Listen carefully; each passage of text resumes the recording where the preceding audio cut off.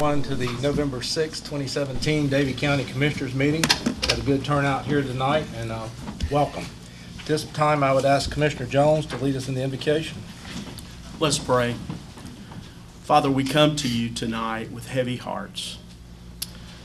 We especially lift up prayers for those in the small community in Texas, Father, who have lost loved ones tonight. Father, give that community peace. Father, help them, sustain them through this time of mourning. And Father, may we all be vigilant about the things that go on around us. And Father, we just want to thank you that you have placed us in this freest of all lands.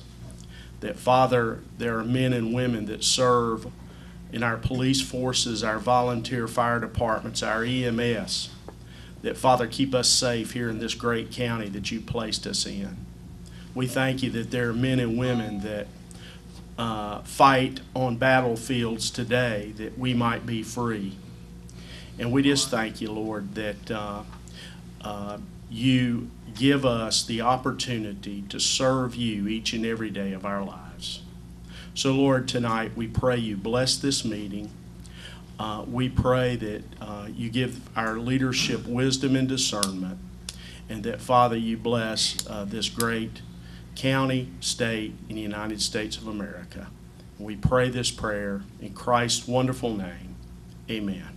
Amen. You will stand and join me with the Pledge of Allegiance. Pledge allegiance to the flag of the United States of America and to the republic for which it stands, one nation, under God, indivisible, with liberty and justice for all.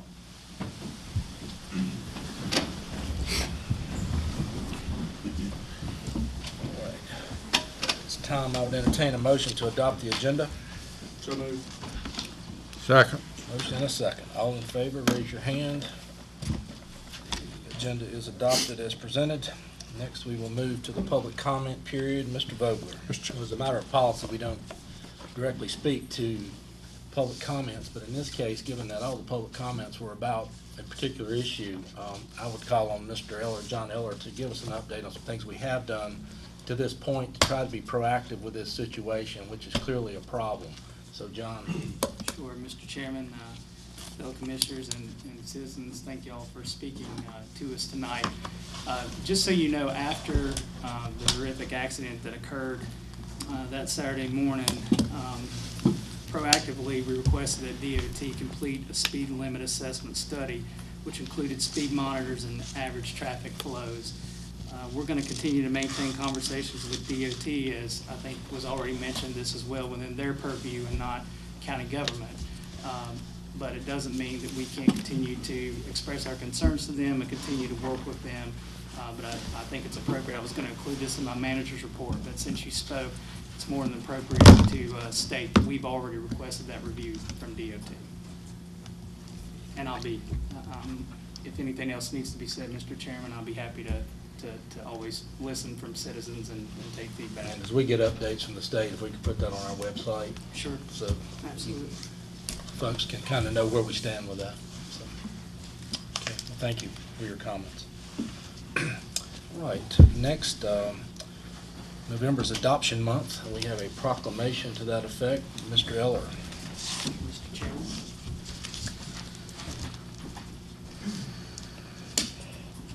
I'd like to read the proclamation for Adoption Month, and this is really important for us, but our county and counties across the state and across our country are celebrating Adoption Month, and Davie County is very proud of the work that we do in this regard. So, whereas the annual observance of Adoption Month celebrates all adoptions, and whereas the 2017 National Theme for Adoption Month is Teens Need Families No Matter What, North Carolina families are encouraged to share their hearts and homes with older youth at risk of aging out of foster care, waiting to be adopted. And whereas every child deserves the opportunity to grow up in a loving, stable family, and adoption is one way to build a family. And whereas caring adults and committed families can make all the difference in the lives of young people, sibling groups, children with special needs, and teenagers. And whereas social services works diligently to place foster children in adoptive homes. And whereas social services recruits approved adoptive families in the hopes of placing current children in foster care who are awaiting adoption. And whereas Adoption Month is an opportunity to celebrate foster and adoptive families and spread awareness on behalf of children in foster care who continue to wait for a loving, permanent family. And whereas Davie County encourages communities, businesses, groups, schools, faith-based organizations, and families to participate in efforts to recruit permanent, loving families for our foster children. Now therefore, the Davie County Board of Commissioners do hereby proclaim November 2017 as Adoption Month in Davie County. Our county, just like many across the state, is in dire need of loving foster families. And Ms. Murphy, if you come up, I'd like to present this proclamation to you.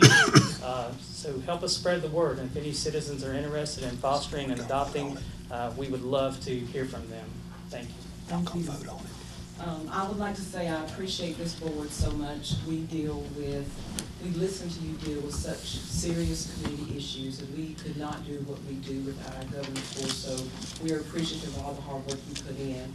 But I would like to say on behalf of our foster parents, I want to accept this on behalf of them. They are ready at the drop of a hat to stop everything and open their hearts and homes to a needy child when we call.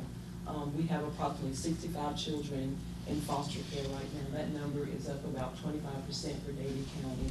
And we have approximately 25 fabulous families, but we are always needing more. So if you know of anybody who would be willing to open their heart and open their home, please contact us. Thank you. Thank you. Thank you. Okay, next on the agenda, we have 3 presentations. Before we begin, I would just like to thank all the staff that there's been. Each of these presentations are nothing for action tonight. These are all for information this evening. But the staff, in the recreation case, the appointed committee that has been working on that particular presentation, or what the facts this evening, I want to say thank you. There's been a ton of human capital expended on each of these various items we're going to be looking at. So with that said, the first one is the Human Services Consolidation. Mr. Elder. Mr. Chairman, I'll go ahead and kick this off for context and then introduce our speaker tonight. So we have gone through the process over the past several months of working with our department heads to discuss what we're going to hear about tonight. And I'm very pleased at the work that they've done. I'm proud of each and every one of them. Because this is a very important topic for us as we look at creating efficiencies within our human services program area. What you will hear tonight is from Ms. Sherry Bratcher, and I'll introduce her and call her up here shortly, but I do need to say she works for Chancellor Collaboratives, and that is Lanier Chancellor's group, who is our former Health and Human Services Secretary. She was one of our deputy secretaries in the Department of Health and Human Services prior to her retirement, and a long-term friend for many of us in this field. So I'm very pleased to introduce her tonight, and she has been working with our department heads regarding this initiative for some time now, and will continue to do so. So I know that we're getting ready to pull up this presentation, and she can continue to proceed. I know you have it in front of you on your tablets while we bring it up on the screen. But I do want to introduce Ms. Bratcher. If you come on up, we'll go ahead and start this process with her.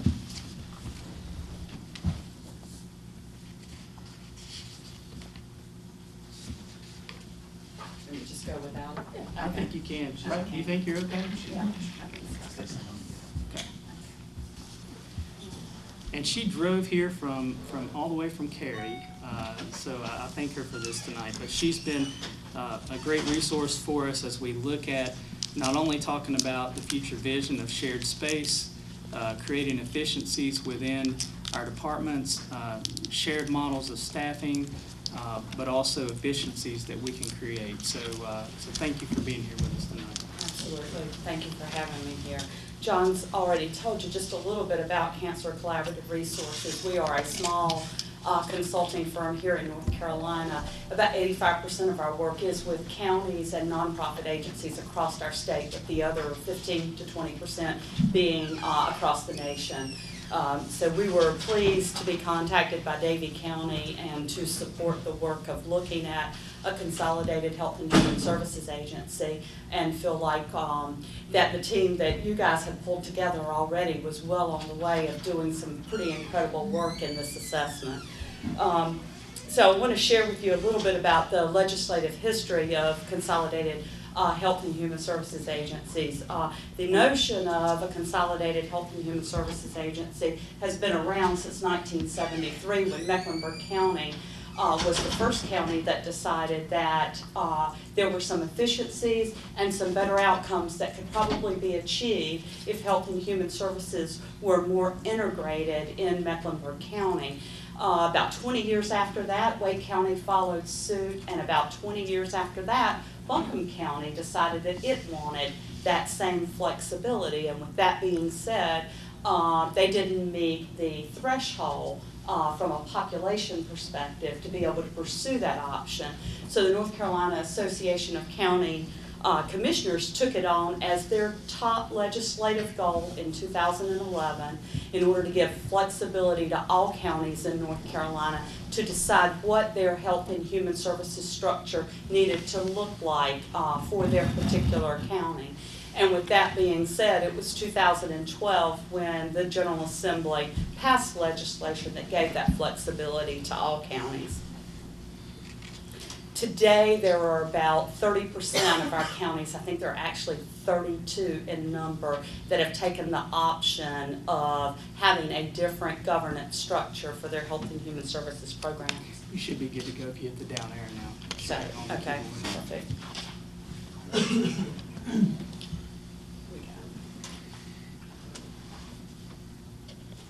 So what I have for you on this slide is some of the reasons why counties have decided to change their governance structure for health and human services. And I'll highlight two of those for you. The first one in the list is to coordinate services by client or by outcome.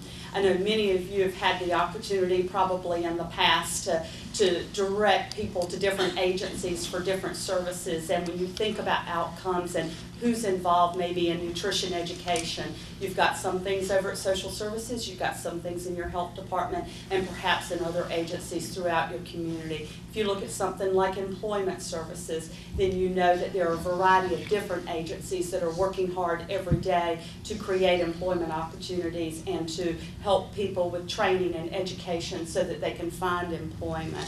Another area is safety. We've got the social workers at social services who are working every day around safety of children with child protective services.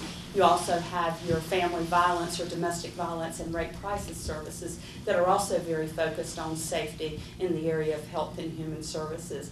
So for a lot of those reasons, many counties have looked at their service provision and looked at opportunities to kind of streamline some of those programs and services within their counties. The other reason that I'll highlight for you in this list of many is the last one, which is facilitate administrative coordination.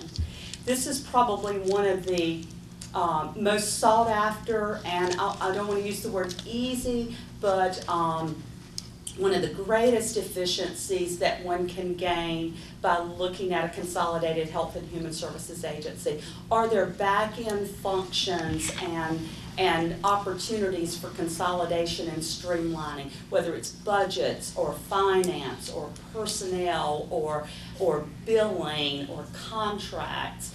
Those kinds of things that many of the agencies are involved in, can they be better coordinated and aligned in such a way that you can gain efficiencies from those processes? And the counties that have gone through consolidation have found that the answer to that question is yes.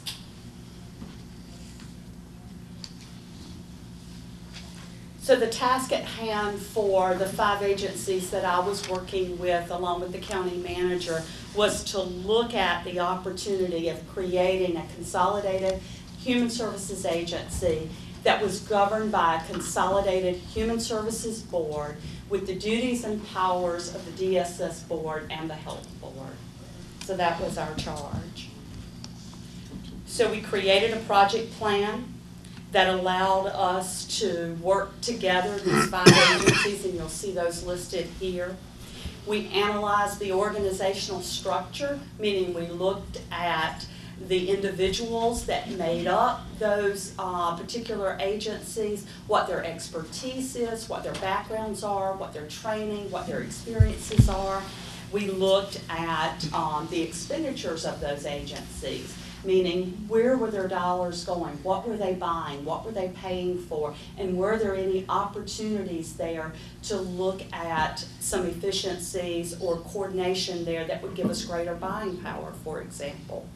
We also conducted revenue assessments. We looked at what are the dollars available to Davie County, whether it's state dollars or federal dollars, and are we doing the best job we can possibly do to bring those revenues into Davie County to support the programs and services that are currently being offered here.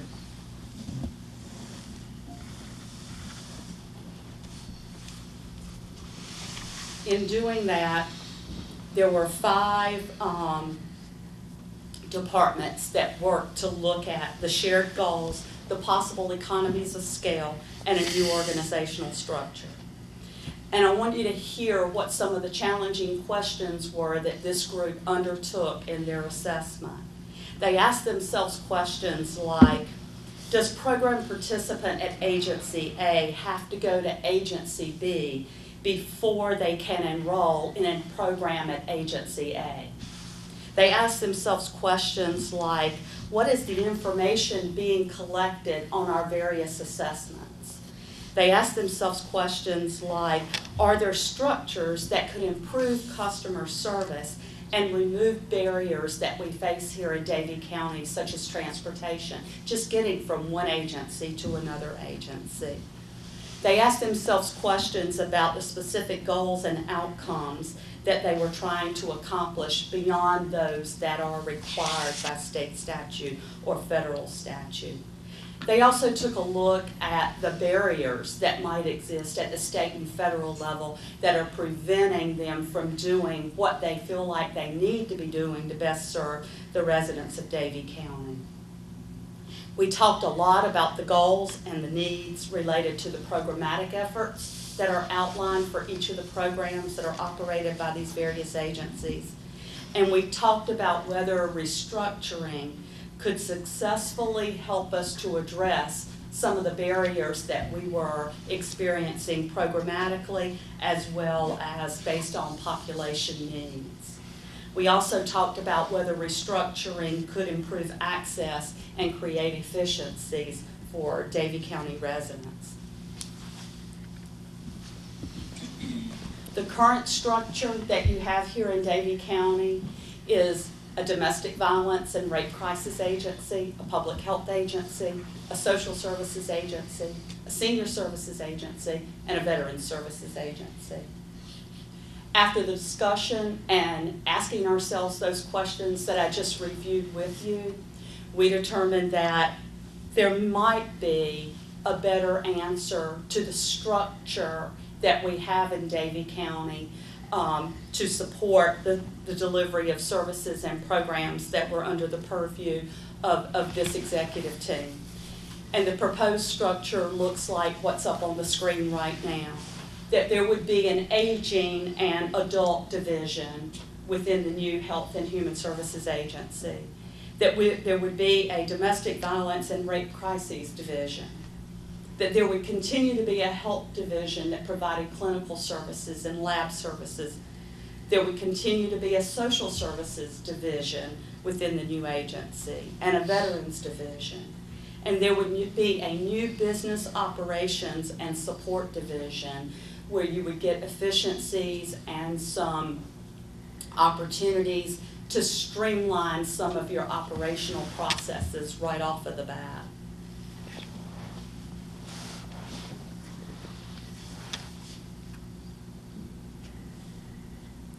What would these new divisions give you? It would give you a promotion of shared outcomes. You could look at what are all the opportunities that we have here in Davie County around employment, and how can we better align those services and programs where employment is a goal so that we could better serve the individuals who are seeking employment through the various agencies. We talked about nutrition services. We have WIC at the Public Health Department. We have food nutrition services at social services.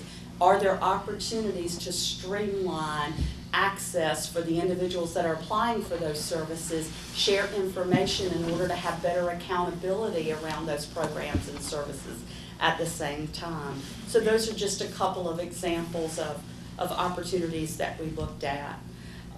We wanted to make sure that whatever new structure that we considered, that we were avoiding duplication.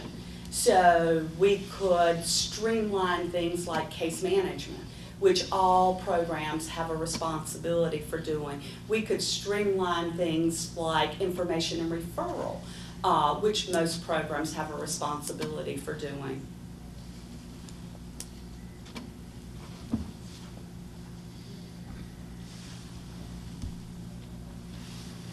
We also talked about the opportunities that we had for realigning staff based on functional areas. This was a really big conversation, particularly when we talked about the possibility of having an administrative division and an operations division.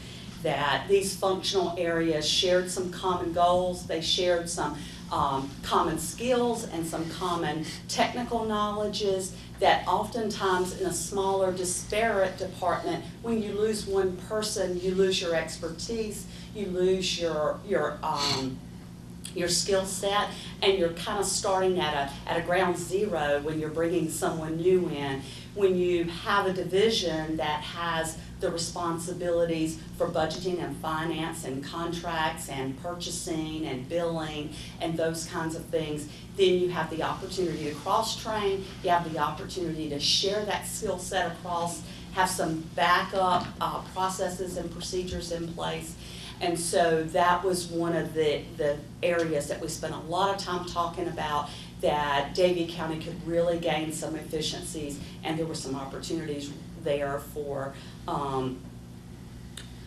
reducing some redundancies and duplications and moving the process forward.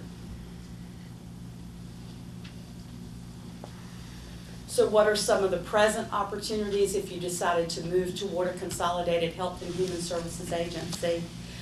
You could begin the process of sharing those back office functions almost immediately. You could begin the process of cross-training. You could begin the process of sharing some of the procedures and processes that are in social services or in health or veteran services or the other agencies that are within scope. We could begin to redesign the information and referral process. We could begin to redesign some of our intake processes. One of the things that we spent some time talking about is the fact that when an individual walks into an agency or walks into a particular entity to apply for services, we try to do the best we can to help. Sometimes with a very narrow lens about what we can do, and we're not necessarily thinking about what our other sister agencies could perhaps do, and maybe sometimes do even better for a family or an individual than we can. And so this opportunity to look at intake processes and look at information and referral and cross-train programmatically in these areas create some better opportunities for accountability, getting the individual to the right place at the right time. And we know when we do that, there's a lot of cost avoidance and efficiencies to be gained and better outcomes for families and children.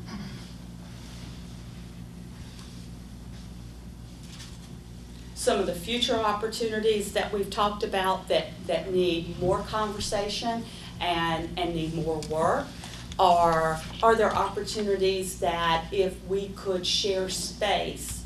One of the things that we know based on the experience of the counties that have gone before Davie County is once you change a governance structure and you start cross-training individuals. Some of your best ideas come from the people who are actually doing the work.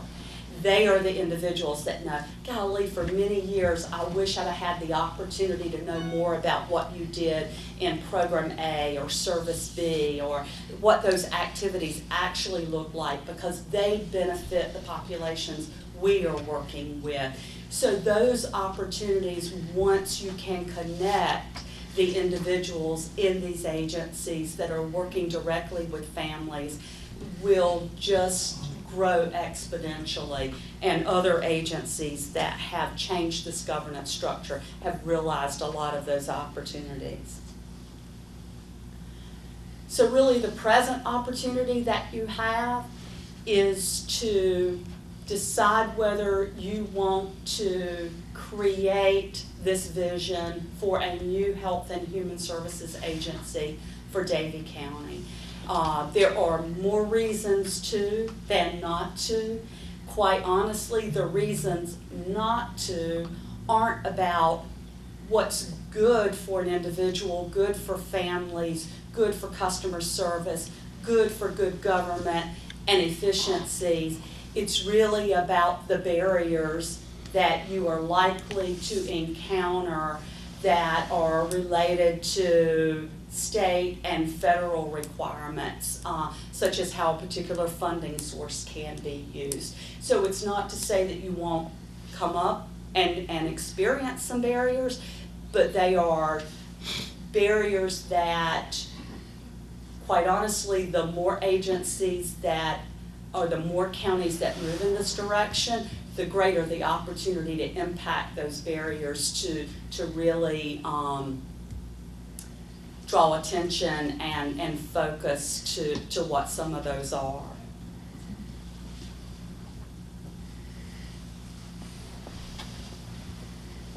So if Davie County decides that it wants to adopt option 2, which is the option that we put forward on that third or fourth slide, which is a combined Health and Human Services agency with a combined board and a leader for that Health and Human Services agency.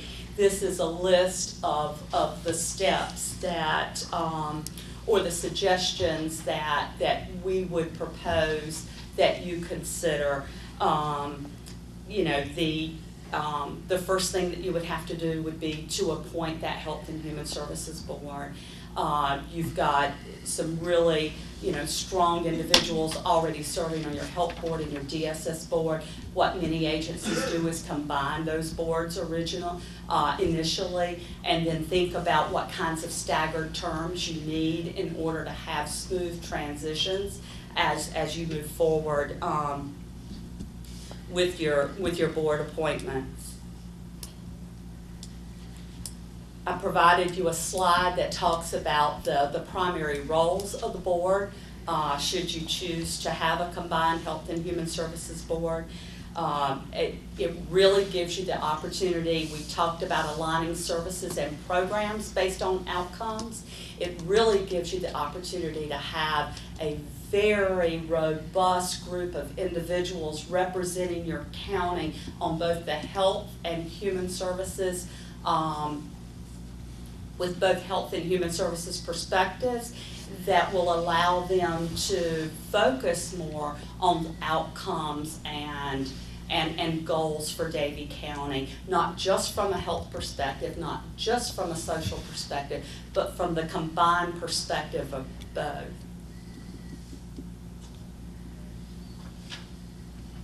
A few more of the roles that we've outlined for you, just so you'll get a good idea. They will have maintain the responsibility for adopting local regulations and enforcing those as part of their health responsibilities. I know that's important for folks to see, as well as setting fee structures for any of the programs and services that in which that is required. And probably most importantly, is beyond those outcomes and goals that they are establishing, it's assisting that county manager in the adoption of that Health and Human Services budget annually.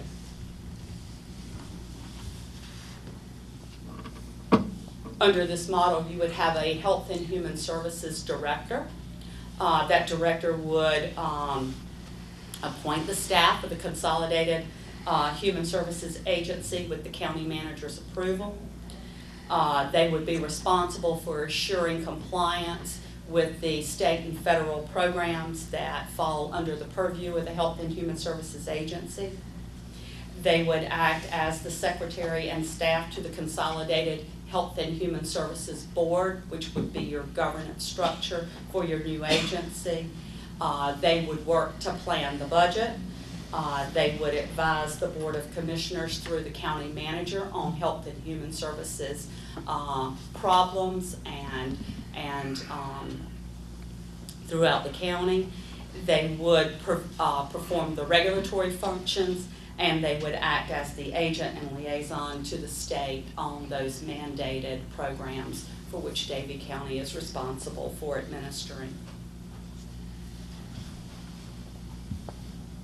If you decide to consolidate, you would need to pass a resolution saying that this was your intent and this is an opportunity that you wish to pursue. There would be a public hearing requirement that would happen 30 days after you gave notice of your intent to consolidate.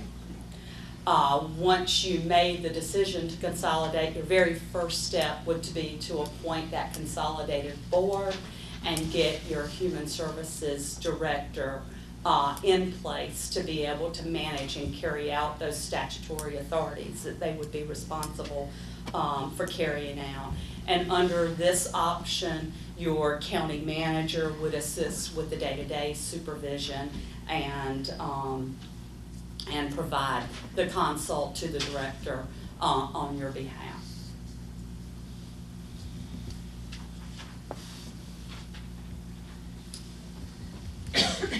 Mr. Chairman, Commissioners, if I might, just to kind of tell you how we got here.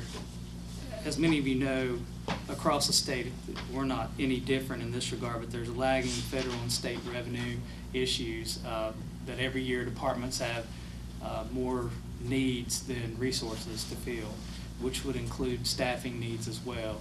This is one means to get us closer to what we think a consolidated model could help us with to create those efficiencies.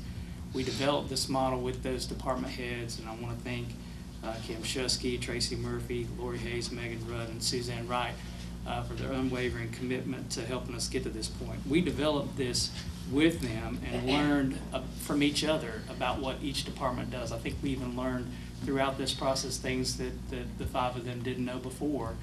So it's been a learning process for them, and for me, but we wanted to develop this together. And I think we're at this pinnacle of being at that point. You know, we have spoken with the advisory boards and with the boards of these entities. We're going to continue to do so between now and the time that we would take this into consideration in January.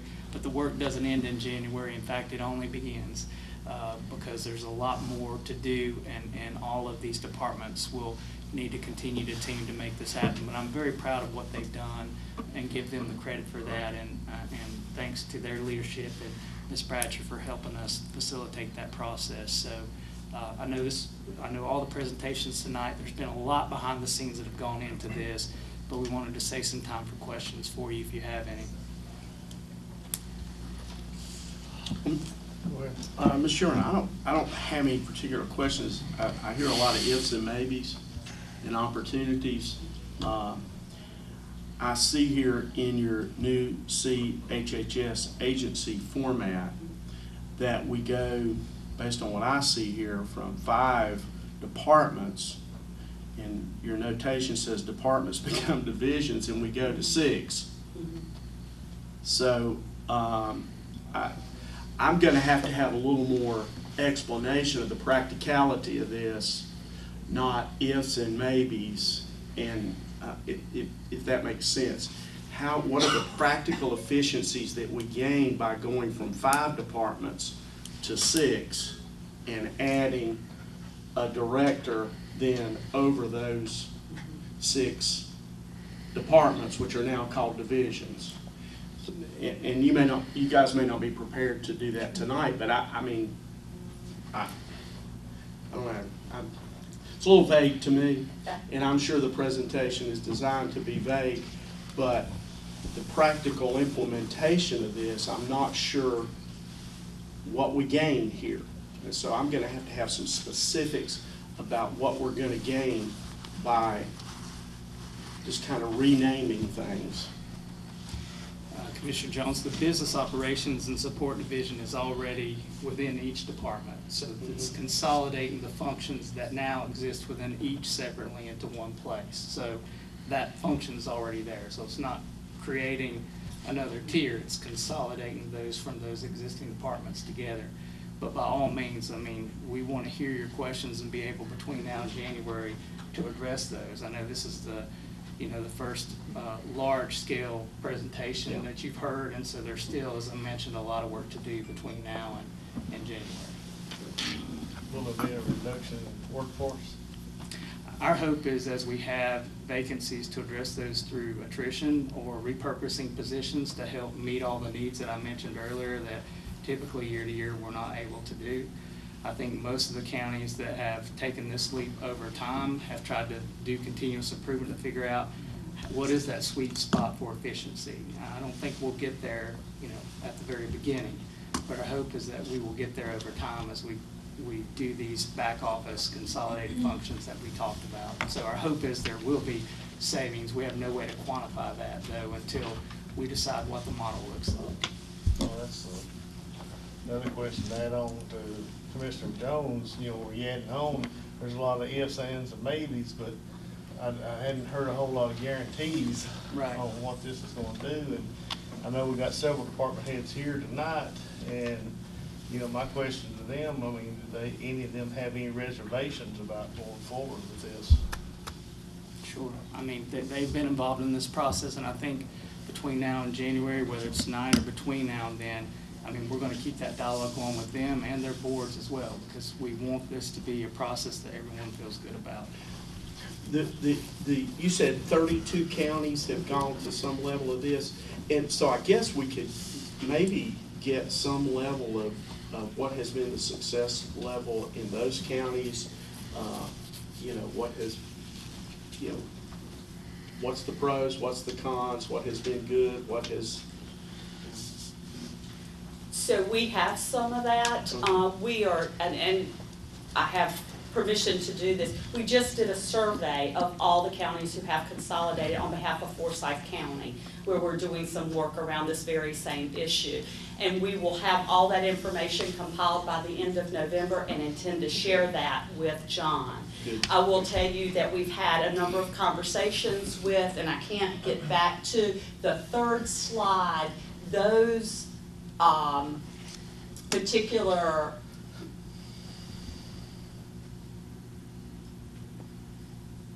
it's slow. These are the rationales for why the consolidated agencies who've already done this, this is why they did it, and these are the particular areas in which they I understand the why and the Okay. theory. yeah. What I want to see is the practical implementation of Absolutely. it. In those. And that's what we'll have at the Yeah. end of November. Yeah, okay, thank you. Yeah, you're Thank you very welcome, much. absolutely. I have a question along those same lines, and my question is about budget. I'd like to see some kind of pro forma for year 1, 2, or 3, whatever this would be, with cost. What it is today and what it would cost before I can make a decision on it. Well, and Commissioner Ferguson, that we're in the process of trying to figure out how would this enhance our revenue opportunities as well. This is Yeah. actually one of the pieces of this as well that, again, as of today, we're still doing this study and this process. Well, a budget has got both sides, expense and income. Right. Yeah. And many of the ifs is because it's really contingent on what you decide to do. Because you can change your governance structure and not change anything else, and you don't have any of the efficiencies. It's only if you change your governance structure and then use some of the opportunities that present themselves. And I will tell you that of all the consolidated agencies, no one of them have done it exactly the same. So many of the things that dictate what you can do is what you physically can do. Space is sometimes a limiting factor. Where you can consolidate certain activities and certain functions, you'll get more efficiencies, but you gotta be able to physically do that, and if you can't physically do that, it may not be an efficiency for Davie County. So a lot of the ifs aren't whether it's possible, it's whether you can actually do it given the circumstances and the situation that's present here today. And so that's why a couple of the slides are what are the current opportunities versus what are the future opportunities, if that makes sense. The 25-person or member board, is that best practices, or is that statutorily required? Or, I mean, that's one thing for Forsyth County, but that's a big board for a small county. Is that, what's the history of that? So you basically, that's kind of what you have now today, because you have a health board that's how many members here? Yeah, the way the statute reads is it can have up to 25. Most counties don't do that. They take their social services and DSS boards and put them together. So, you know, you're looking, depending on the county, anywhere from 12 to 16 members. Okay, thank you. All right. Any other questions for Ms. Bradshaw or John? We'd love to continue to take any questions you have, because we still, as I said, have a lot of work to do on this topic. When you get that report from them. Yes, sir. Mhm. Absolutely. I'm glad to share that. All right. Thank you very much. Thank you.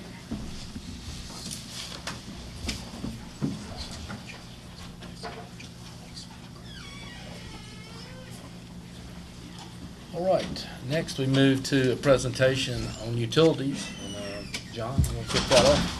Yes, so over the past, you can come on up, John. Over the past several months, we have worked a lot with our consultants on trying to better forecast our utilities, in particular creating policies that govern our work. Many of you know, not long ago, we adopted many fiscal policies that help govern our work and the ability to stay financially strong, but also have good fiscal accountability and responsibility in our finance areas. But utilities is no different. And so we've gone out and really tried to comb the landscape to see what are other places doing, how does Davie County compare, and I want to thank Mr. Lambert for his leadership throughout that process, and he's going to introduce our presenters tonight. As John mentioned, which Ruley with Davenport, as y'all know, he worked in the general fund process, and we brought him into the enterprise fund process, and then Elaine Bastas with Raptelis. But I'm not going to waste their time because it's a lot of information, and we're going to try to get through it. It's going to keep you here all night. So This is a 10-minute presentation, right? I heard 20, and I want to go as quickly as possible. Well, good evening, Mr. Chair, members. Thank you for having us this evening. As Mr. Eller and Johnny said, what we've done here is try to build off of what we did, the process we've established on the general fund and some of the financial guidelines and policies that have been adopted, and building those into the annual CIP process and the financial forecasting done with the general fund CIP, and marry that up with some of the financial forecasting that Raptelis has done for you, and kind of combine that into a utility process that looks very similar to the general fund process. So to start things out, I'm just going to give you a high-level overview of utility credits, utility financial systems, what investors, rating agencies, banks, lenders look at when they look for a strong utility system. And then Elaine will give you some of the numbers behind your actual system and what some of these things could look like for you all if you were to implement it. So very high level, The county has very strong credit ratings, AA2 by Moody's, AA by Standard & Poor's. Those were put in place as part of the last GO bond issuance done in April of 15. That puts you in the second highest rating category, that AA rating category. You all are 2 notches away from the highest category of AAA. That's for your general fund credit. Your utility credit, because you have 0 debt outstanding for the utility fund right now, you've not needed a credit rating in the past. As you're considering some of the larger projects, you've got the SRF loan that you've been approved for. You will be starting to look at some debt in that utility fund. So as part of that process, we want to make sure we're understanding what investors, what lenders are looking at when they evaluate you all's utility system for lending money. We want to make sure that we operate ourselves in a manner where we have access to capital in the future if we need to do that. So right now, AA2, AA rating for the county, very good rating. The utility fund is not rated, but we would expect it to have a good rating starting out. And we're going to talk a little bit about ratings right now. It doesn't necessarily mean that you'll ever have to get your utility credit rated, but ratings are a good measure for how other folks will evaluate the financial strength of your system. It provides us a framework for talking about the strength of the utility system, so that's why we're using it. Page 2, at a very high level, this is the rating agency's methodologies for measuring the strength of a utility credit. Moody's is on the left, S&P is on the right. I won't go through all of these categories, but I'll just give you a very high-level summary. About a third of a rating for a utility credit is based upon economy in your system, the size, the number of customers, the concentration of the customers. That makes up about a third of the overall rating. That's something that you don't have a lot of control over. The economy, you have control over that in the long term through economic development work and through zoning policies and things like that, but you can't move the needle on that overnight. The other 2/3 of the rating you do have some control over. About a third is management, and so that's rate management, your ability and willingness to set rates necessary to cover your financial obligations. Planning, so is your system in good repair? And are you looking out into the future for potential needs that you will need to address to maintain that system in good repair and or expand that system in the future? And are you compliant with environmental guidelines, and is your system able to meet those necessary environmental guidelines? And then the final piece is financials.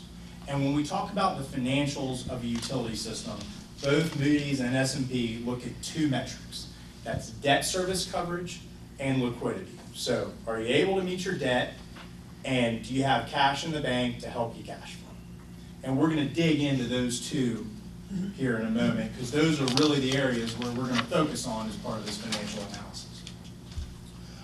Very quickly on page 3, we did go out, we subscribed to Moody's, a Moody's database that has all of the rated utilities that Moody's Investor Services rates. So we're able to go and pull a bunch of different data for all the Moody's rated national and North Carolina utility systems. And what we've got for you, you'll see it in a second, is a set of medians that looks at the AAA national, AA national, and single A national medians for these debt service coverage and liquidity. And then we're going to look at North Carolina, AAA, AA, and single A. 3 AAAs in North Carolina, 17 AAs, and 4 single A's. So this is what we're going to use to give you a little bit of perspective on this debt service coverage and liquidity that we're going to be focusing on. So the first key ratio, debt service coverage ratio. This is a measure of your ability to pay your annual debt service. You all have no debt outstanding right now, so you don't have any debt service coverage. But once you take on debt, we will be able to measure this in the future. Debt service coverage essentially says, for every $1 of debt that you have to pay, how many dollars of net revenue do you have to cover it? So for example, you get your revenue in, you pay your expenses, you're left with net revenue. If you have $1.50 of net revenue and you have $1 of debt service to pay, that's a 1.5 times debt service coverage policy, or debt service coverage ratio. Standard & Poor's gives a little bit of guidance on this. They say 1.26 times to 1.5 times is good, and anything over 1.5 times is strong, okay? When we look at the medians, nationally and in North Carolina, you can see in the dark green, these are the national bars, AAA's on top, AA and single A. And then in North Carolina, that's the light green bars, AAA's on top, AA's in the middle, and single A's on the bottom. And you see the AAA's and the AA's tend to be at 2 times or higher, and the single A's are right around 1.5 times coverage. In North Carolina, the median for those single A rated entities is 1.5 times. So as we go forward and look at adopting some potential policies or setting a framework for the financial operations of the utility system, we're going to recommend that you consider establishing a policy with a minimum of 1.5 times debt service coverage. And that's not just me standing up here. We worked with staff in Raftellus and looked at a lot of different things. And so you'll see some actual data on your system and what that 1.5 times coverage is. Second key item that we look at is liquidity.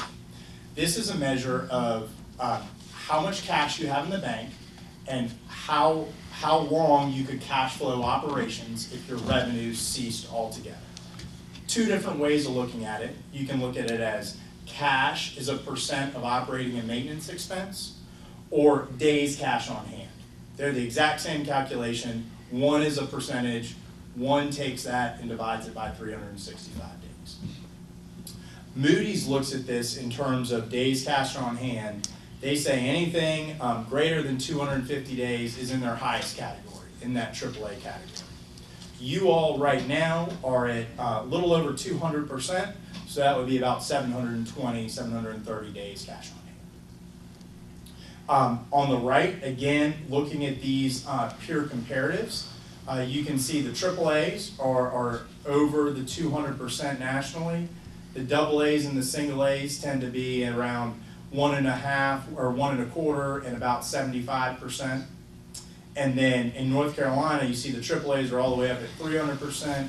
The AA's are right around where you all are at 220%.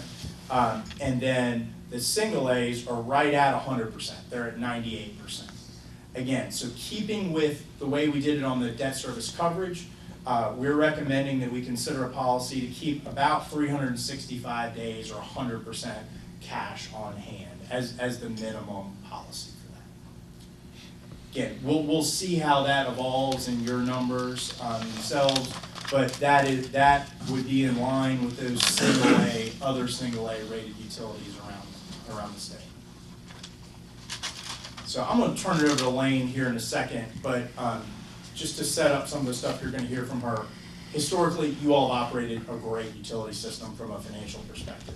Very good shape. You have cash on hand that allows you to do some capital projects and maintain a good financial system. Coverage was strong in the past when you had debt. You have no debt, so you're in very good shape there. As you consider taking on debt, some type of policies like the ones we're talking about this evening would establish a framework to make sure you provide citizens, investors, the LGC, rating agencies, comfort that as you issue debt, you're doing it in a responsible fashion. In addition to providing that comfort, it can also be a budgeting tool for you all. It can provide a framework for making budget decisions on an annual basis. As you look at your budget, you're going to look at your policies and say, can we do that and still be in compliance with our policy? It gives you some targets to shoot for as part of the budgeting process. And then lastly, these policies, along with the financial forecast, would allow you to project out into the future and look at adopting a longer-term, forward-looking financial forecast that incorporates that CIP that you've been doing on a biannual process lately.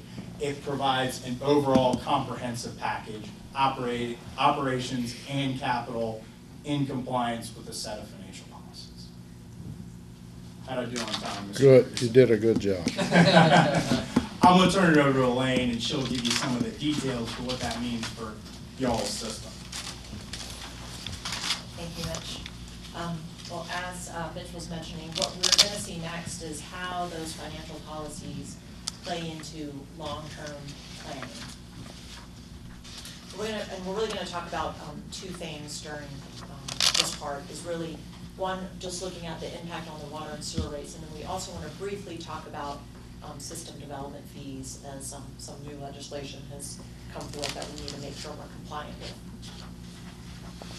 So first, before we kind of look at a long-term projection, just want to kind of point out a little bit of the history of the water and sewer rates, and point out that obviously, you have water rates, you have an irrigation rate, and then you have sewer rates. And over the past 7 years, you have had some rate increases, and you'll notice on average for the water system, it's been a little over 4.5%, and on the sewer side, higher than that. And to put that in context, for North Carolina utilities since 2006, the average increase per year has been about 4%, and nationally, water and sewer rates have been about 5 and 6% increases annually over the past decade. And as Mitch mentioned, really what's kind of driving the financial plan for really any utility is the capital improvement plan. And that's really what's going to be driving this financial plan that you'll see as well. You have a 5-year capital improvement plan that's a little under $34 million. The two largest projects, one is for the Eastern Davie sewer project, which is a little over $17.5 million, and then you'll also, in the longer term, have a water system expansion that's estimated at about $12 million. So the funding of that capital improvement plan is really important and really ties into what Mitch was saying. If you have policies now, if you do at some point have to go to the market, it'll help ensure that you get not only good rating, but just set yourself up for good long-term financial planning. And to mention too, since the Eastern Davie project is more in the near-term future, it does provide obviously additional capacity. You go from 0.75 million gallons per day to 2 MGD, so that would allow you to expand that service area. So in a minute, we're going to look at what the forecast is on an annual basis, but just to mention what the forecast assumptions are, because there's quite a few assumptions built into that. Two are what Mitch was mentioning, which is showing days cash on hand at 100%, and then the debt service coverage of 150%. But a couple of others are the financing of the capital improvement plan. And what we're assuming is that you would use some of those cash reserves that you have, as Mitch mentioned, right now it's above the target, so we would draw those down, and then fund the rest of the capital improvement plan with debt. We'd also start with a revised budget, operating budget, and then scale that up by about 3% per year. We're assuming growth in accounts of about 1%. That's basically to account for the fact that you can expand your sewer system or service area. We also have forecast that the irrigation rate would increase to be basically a 30% premium. Right now, the irrigation rate is about 15% more than what we call the potable water rate, and we're going to increase it or recommending to increase it to 30%, which is in line with what other utilities in North Carolina do. If you look on average, they're about 30% higher. You can obviously see them higher than that, but that reflects the fact that irrigation water causes more demand on your system, and so usually that water is charged at a premium. And we're also assuming that because of the expansion in the Eastern Davie project, Bermuda Run will become a sewer wholesale customer in the second half of fiscal year 2021. So that's reflected in here. We're also showing annual line extensions and renewal replacement of about $500,000 per year. And then finally, the revenues from this capacity fees reflect compliance with the new law, which will touch base at the very, very end. So this next chart basically shows you, if we take all those assumptions and we forecast what we call the annual cash needs of the utility, water and sewer utility, from 2018 to 2024, this is basically the outcome. And what you'll see in each year is the very dark blue is the O&M, and you'll see that that's increasing for the first few years, and then you see it dip in 2021, and that's because right now you're paying the twice the outside city rate for Forsyth County for sewer, and once you implement the project in Eastern Davie, you'll go to their inside city rate, so that'll drop your O&M, so that's why you see a dip there.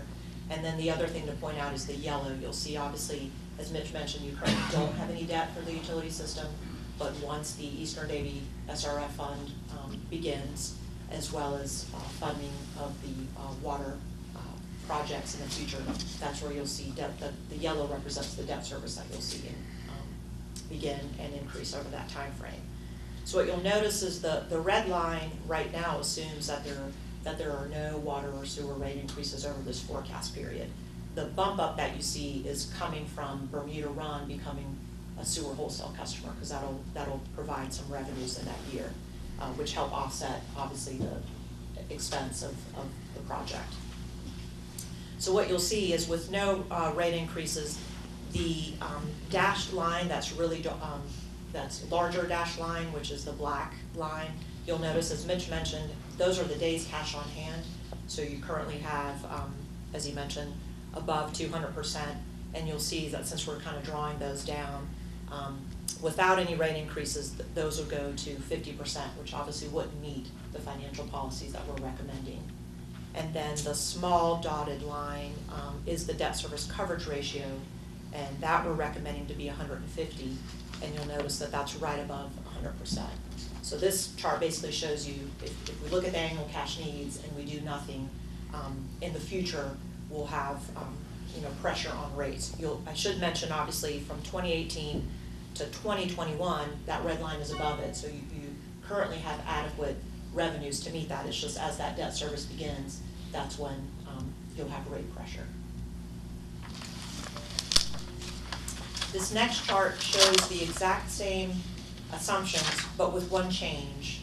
What if we didn't use all of the reserves? What if we just kind of held on to them and financed the CIP with debt service?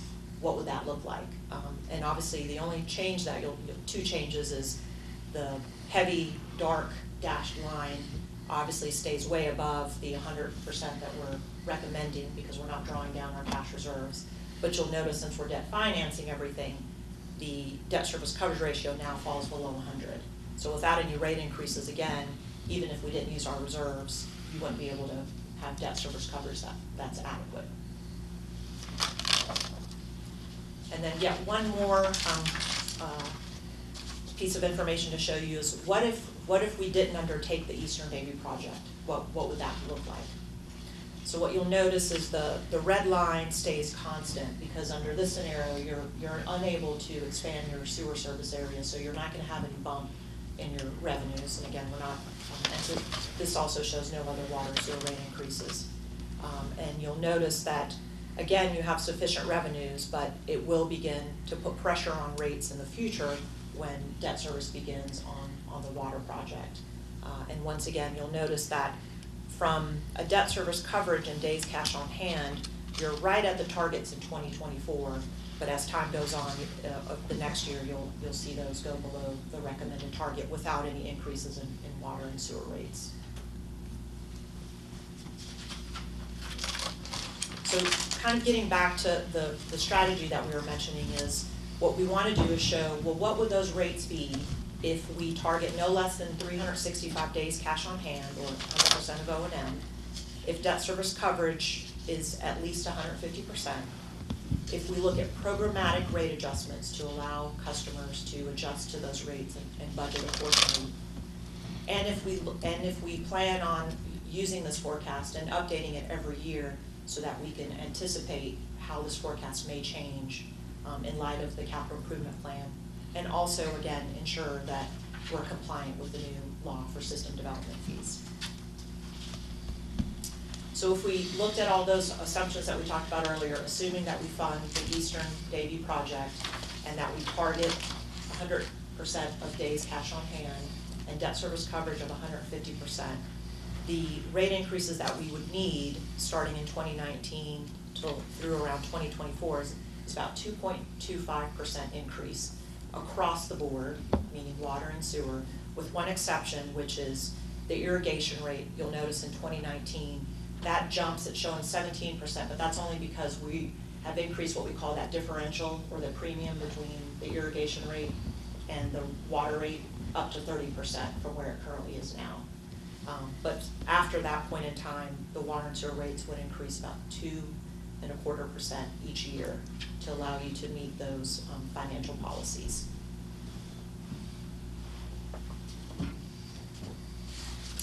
This next slide just shows you what the typical bi-monthly bill would be, and of course, since we're looking at a 2.25% increase, the customer impacts would be 2.25% increase per year.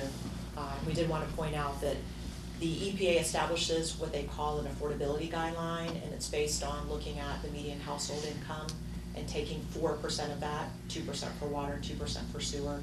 And currently the county's rates for all areas, Eastern Davie and all other, are well within that affordability guideline. And this is a projected financial plan. This is the exact same chart that you've seen before. The only change is it reflects the fact that we're allowing water and sewer rates to increase by 2.25% per year. So you can see that towards the end, where obviously now that red line is meeting those cash needs. And you'll see that we're right on target with the days cash on hand not going below 100% and the debt service coverage not going below 150%. And so what this allows you to do basically is you can increase rates by 2.25%, which is basically keeping up with inflation. And by doing that, you will able to expand your sewer system and also allow you to have best practices for financial policies and planning.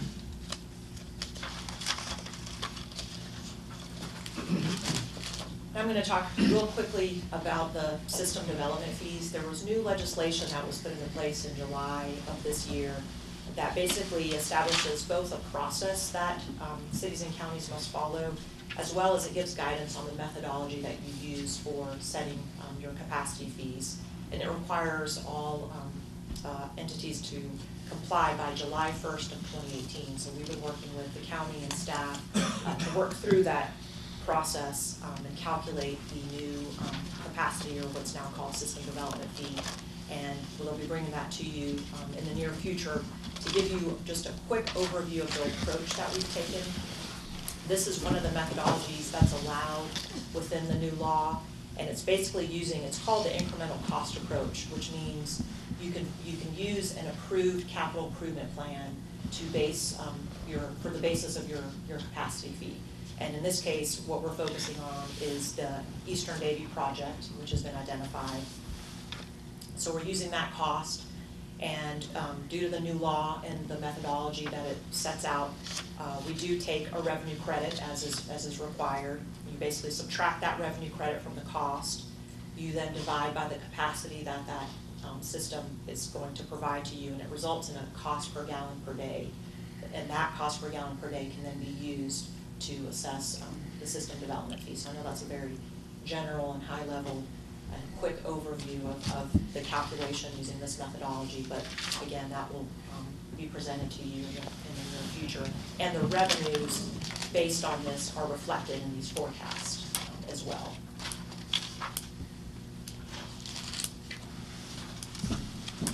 Mitch. So just kind of wrap it up. In summary, looking at some of the recommendations that we've been working on with staff, potentially consider expanding the water and sewer CIP process, similar to what's done in the general fund.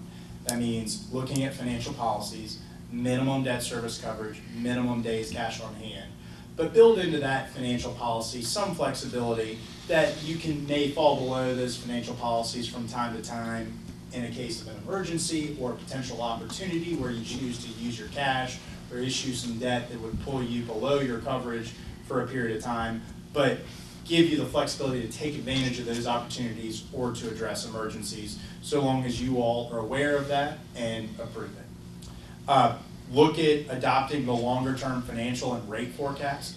Formalize the projections that are done with staff and Reftelis on an annual basis, and incorporate annual rate increases to that financial forecast. So you would be approving those annual rate increases with a target of keeping those annual rate increases to 3% or less, kind of in line with inflation. But from time to time, again, in case of an emergency or opportunity, you all could be presented with rate increases above 3% as recommended for your consideration. And then currently the CIP process is done on a biannual basis every 2 years. Recommending moving that up to an annual basis so that as you're getting frequent updates on the CIP and on that financial forecast, allows you to review that forecast and those rates on an annual basis as things change throughout the year, projections change. And then finally, adopt and implement a system development fee strategy in order to fund the continued growth of the system. So from a timing perspective, wanted to give you all this update tonight. Kicking off for the system development fees that Elaine discussed, there is a open public comment period that is 45 days, so we want to go ahead and get that started shortly. And during that time period, working on the updated CIP for fiscal year 2019. For fiscal year 2019, working on that CIP and updating the financial forecast to incorporate that new CIP. And we'd come back to you in January with a full package of system development fees, the updated financial forecast, the updated CIP, and a policy document for your consideration at that time.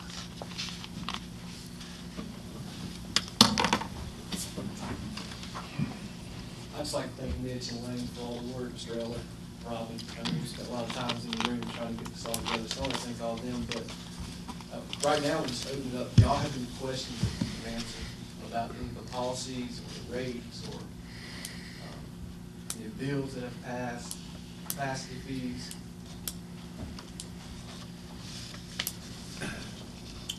Anybody got any questions? A lot of information. I think it's an absolute necessity that we follow through with this policy. Our utility's doing great, but it's going to continue to expand. And we need a roadmap as we move forward, and that's what this does. So I look forward to seeing the final product so we can vote on it. Thank you for your time. Thank you.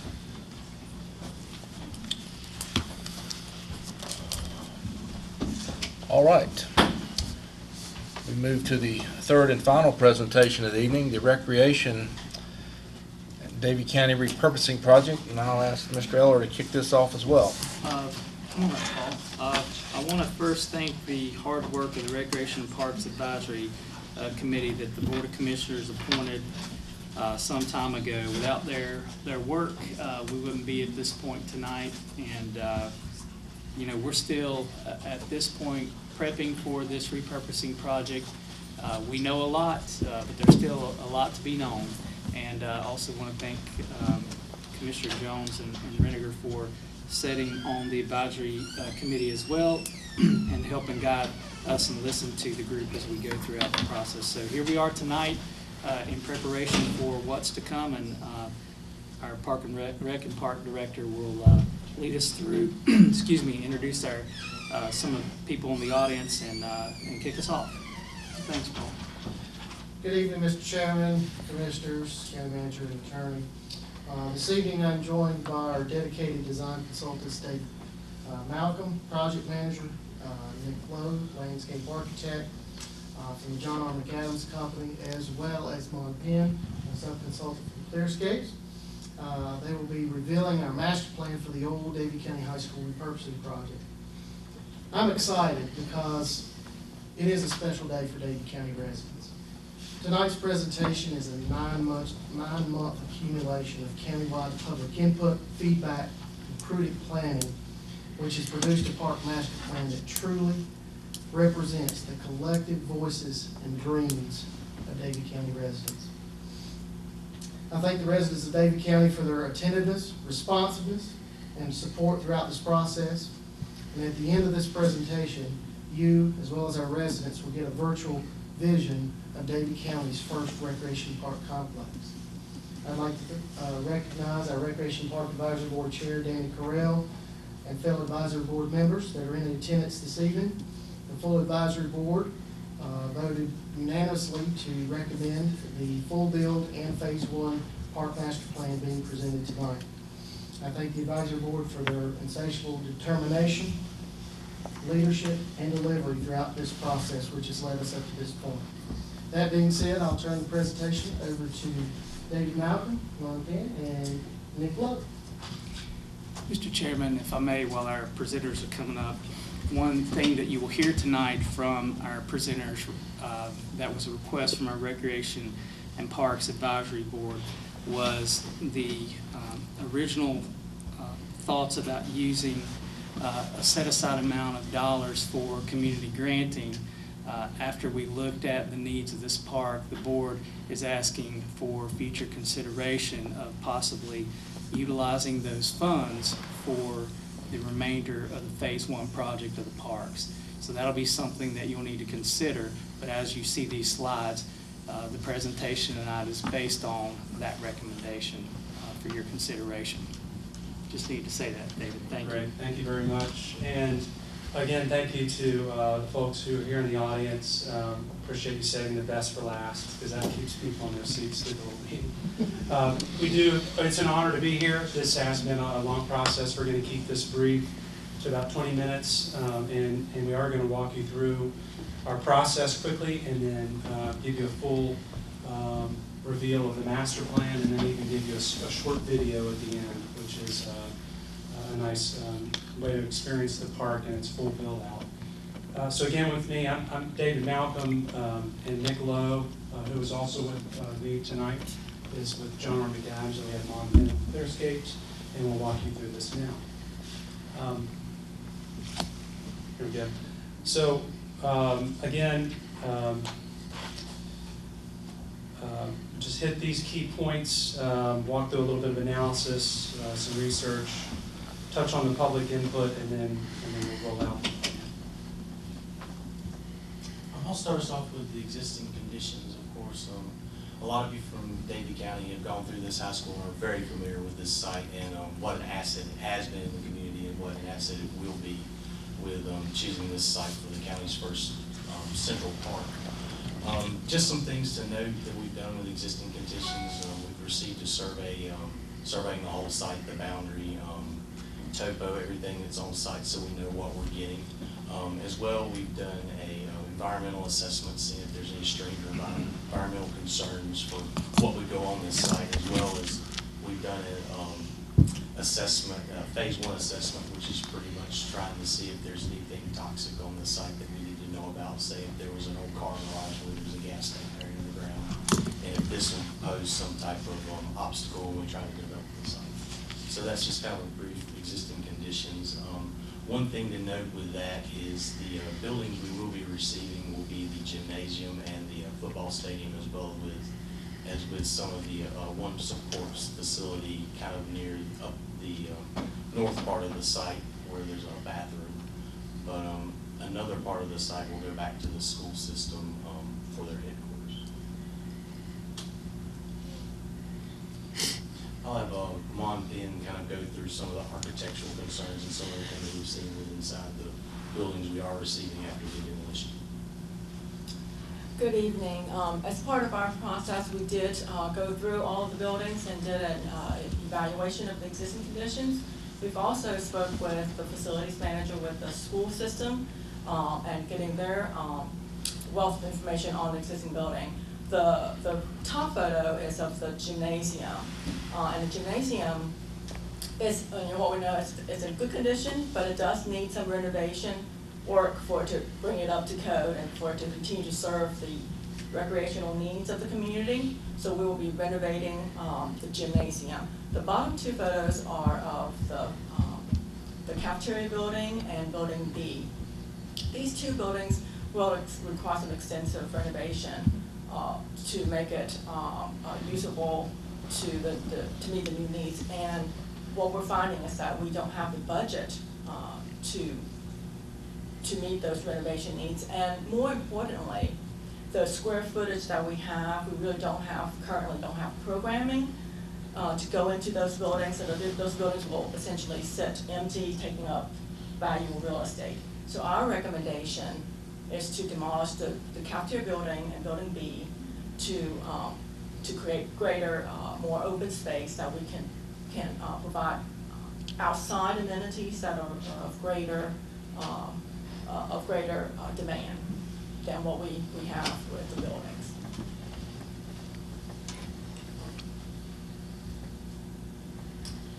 So one of the key steps as we embarked on this plan was to look back at other data that was going to help inform what the priorities would be for the park itself. And part of that was to take use of the 2013 master plan, and this is the list of the top 15 items which were identified during that comprehensive planning process. This was handy. That document was adopted at that time and has been the sort of the guidepost for parks and facilities as the county continues to grow and move forward with embarking on that plan. So this was, again, a helpful footnote as we undertook the planning for the park. It's also important to note that in our process, through another sub-consultant on our team, Pros Consulting, who is an international consultant based in Indianapolis, who does recreation planning all over the country and world for that matter, helped us take a close look at demographics and growth. They also looked at activity and market potentials, competition analysis, and ultimately to help establish what a market definition would be. For time sake, we're not going to go into all of that detail, but all of this helped to inform where we landed with the final master plan, which you'll see tonight. I do want to point out, however, we did a lot of public outreach during this process that was entirely focused on getting input specific to this park. Every time we met, the sole purpose was to focus on what would this park become in the future as the school left and took its new home. How would we reuse this facility? And these meetings are defined here, met in the Coolabee area, in Advance, and also here in Knoxville. And then had two charrettes, which are just workshop meetings in the evening. So what we try to do is spread these meetings around, give opportunities for folks to get engaged and talk about the park. And they were all successful events. I also want to mention the random sample survey. This was a scientific public input piece that we had in our process. Again, that was specific to this park. We had extremely good input from this. These three boxes represent the top priorities for indoor, outdoor, and what we call niche activities. The results are very, again, scientifically based. We had an extremely good success rate in the number of surveys received. Double the amount that we would normally look to be a random sample amount. So we were expecting to get 300 to give us a good sample. We got well over 600 from our random sampled survey. And then we also did a non-random sample survey, which was available on the website, and we had another 119 responses from that. So we felt very good about the data that we received and its ability to help inform us about priorities for this park. And then finally, with regard to input and working with a group, we had just fantastic support and participation from the Parks and Recreation Advisory Board. This is about a 16-person panel, which you all know. I believe you helped create this group of leaders. And throughout the process, we met no less than 5 times to talk about the plan, talk about priorities, talk about phasing. And these were just 7 of the tasks and specific decision moments that they helped us to make sort of decisions on and move the ball forward as we finish the plan and its formation. Again, just talking about the additional site demo decisions with building B in the cafeteria, looking at priorities, again, providing consensus on that park program as we help to define those program elements, looking at all the options that we brought forward, again, looking at consensus on the final plan, and again, looking at the appropriate phase 1 plan. And this is important because there were certain options that we looked at which only spent portion of the remaining bond funds for this park. And we also showed an option which spent the remaining amounts, and it became clear to this advisory board that spending as much as possible with the bond funds on the park would help to produce a very successful community park. And you'll see that in a moment. And then finally, they helped communicate the park master plan and vision to the public. So I'm going to let Nick walk us through this program and unveil the park.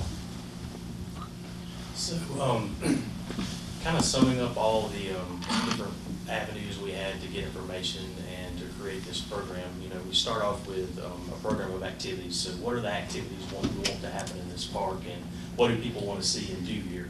So we don't really want to provide a park that people won't use. So starting off, the top 14 activities we saw in the outdoor program, we had an outdoor and an indoor program, seeing that, you know, we have this great gymnasium facility, and then there's also space for things that can happen within it. And, you know, we have a large acreage outside to have the opportunity for different things to happen. Walking and biking trails came in number one on everybody's list. A nature center, adventure course, inclusive playgrounds, splash pad, dog park, amphitheater, shelters, rock climbing wall, batting cages, pickleball courts, baseball, softball field, active adult exercise equipment, and obstacle fitness were outdoors. And within the building, we saw a need for indoor running, walking track, weight room, cardiovascular area, aerobics, fitness, dance space, arts and crafts, gymnasiums, and then of course there's support space for the people that run all the activities. Some of the existing facilities that we wanted to take advantage of: great football stadium. I mean, there's so many things you can do with a 3,000 capacity stadium. Lots of things you can run out of that, lots of opportunity. Also, we wanted to take advantage of the track and field. Special Olympics is a big thing around, and this is the perfect spot to have a Special Olympics event. As well, the gymnasium, there's 2 great gyms that you can run programs out of, and the list is endless of things that I've heard Paul say that he wanted to do out of there. So moving from the program activities, we move into program elements. These are the elements that we've kind of broken down within the park and done a brief budgeting exercise to see what can we afford in a phase 1 and how much will it cost to provide all of these things that the people have asked for. So it came down to a lot of the same type things, you just put them into a specific built element. So looking at the master plan, this is the total conceptual master plan for build out. You know, using every space as wisely as we can, but the first amount of bond money will not cover to do everything on this list. That's why we've devised a phase 1. So just kind of looking around the map here, A is a 310-foot softball field. One thing to note about that is we've put all of the athletic activities to the eastern side. We feel that there's a need to cluster those type activities because it's, you know, it makes sense to have all of them together because they service each other in the same way. And then trying to keep more of the civic activities toward the main road because, you know, it's more easily accessible for larger amounts of people. Another thing to note about this plan is there's activities for all age groups and all different types of people. And one thing that we've noted through all our discussions, people have a real zest for family. They want a place where they can bring their family in, you know, have activities, have reunions, and recreate together. As well as there was a real want to have a park that would bring people's children back to Davie County. So we really feel that this central park provides a lot of activities that people are wanting and a lot of unique activities that some other parks in the region may not have. As well, with a 310 football field, there's a 210 football field, which is more of a little league play. Kind of centered around that, there's a shelter, playground, and an outdoor exercise area. The reason we've kind of clustered some things up towards the gymnasium, we feel that there's an opportunity with some bathroom facilities that we can share. Makes a safer place. You know, you're bringing kids to the front of the site, it's more visible, as well as with the splash pad and with the outdoor amphitheater. We've seen with amphitheaters, and we've heard a lot of sentiment that, you know, we want a place together to have 4th of July. We want a place together to have concerts and to have community in a larger scale. So we feel that this is a really important centerpiece to this park that will bring people out and, you know, foster that community. And then kind of falling off to the back of the site, there's a lot of topo and more natural area, and we felt that that was a nice fit for a dog park and possibly the adventure course. And then, of course, up to the eastern corner is a connection. We've heard a lot of talk about there might be a future greenway coming, and there's an opportunity. You want to connect a greenway to a good place to go. So we feel like this is would be a destination on the greenway. So we want to provide access to a trailhead, and then a trail that encircles the whole park and connects everybody to every type of activity.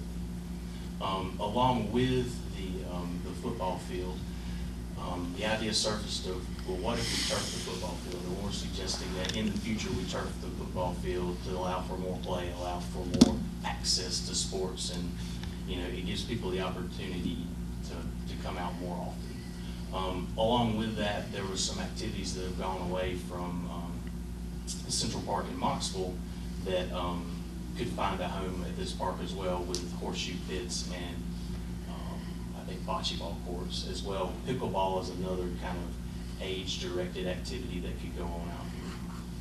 So moving on, this is the full build-out master plan. The next slide is what we're suggesting for the phase one. And if you look at the total amount, as John had said, looking at what we're coming with the base amount, we really weren't getting a lot of bang for the buck for our park and providing a lot of different opportunities for the citizens within the park with that base amount.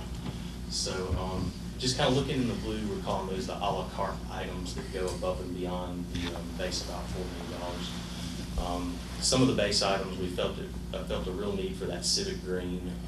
Along with that, there's some things that just need to be done to keep this park maintained and to provide an infrastructure to add activities in the future. Some of those were parking lot upgrades, sidewalks to connect things, landscaping and lighting. We want it to be safe. Entry and wayfinding, that's a huge deal. When people get there, we want them to know you're at this park and then where do you go next. Some of the a la carte items that we've added on here were the 300-foot softball field, softball baseball field. It could be used for a lot of different activities.